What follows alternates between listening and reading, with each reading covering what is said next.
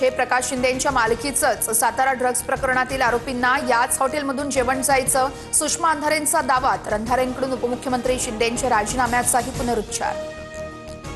निवडणुकीच्या पार्श्वभूमीवरती सनसनाटी निर्माण करण्याचा प्रयत्न, 48 तासात माफी मागा अन्यथा कारवाईला सामोरे जा, शंभूराज देसाईंचा अंधारेंना इशारा। सुषमा अंधारेंच्या लढ्याला माझं समर्थन आहे, ठाण्यामध्ये शिंदे राहत असलेल्या परिसरात अनेक डान्स बार आहेत, कारवाई झालीच पाहिजे, अंजली दमानी यांचा आरोप।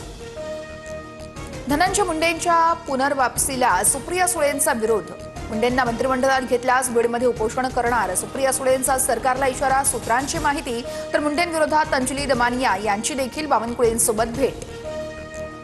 धनंजय मुंडेंकडून मंत्रिपदासाठी लॉबिंगची चर्चा, मुंडेंकडून दिल्लीमध्ये अमित शहांची भेट, तर भेट पूर्वनियोजित होती, परळी मतदारसंघासंदर्भात शहांसोबत चर्चा झाली, धनंजय मुंडेंकडून ट्विट करत स्पष्टीकरण। अजित पवार आणि मुख्यमंत्री फडणवीसांची बैठक, उद्या हायकोर्टात दिलासा न मिळाल्यास अजित पवार फडणवीसांकडे कोकाटेंचा राजीनामा सुपूर्द करणार, सूत्रांची माहिती।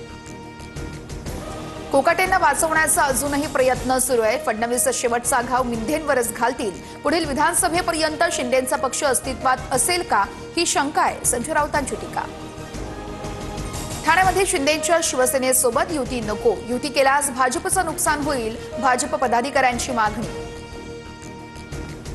प्रज्ञा सातव यांचा भाजपमध्ये पक्षप्रवेश, प्रज्ञा सातव या दिवंगत राजीव सातव यांच्या पत्नी।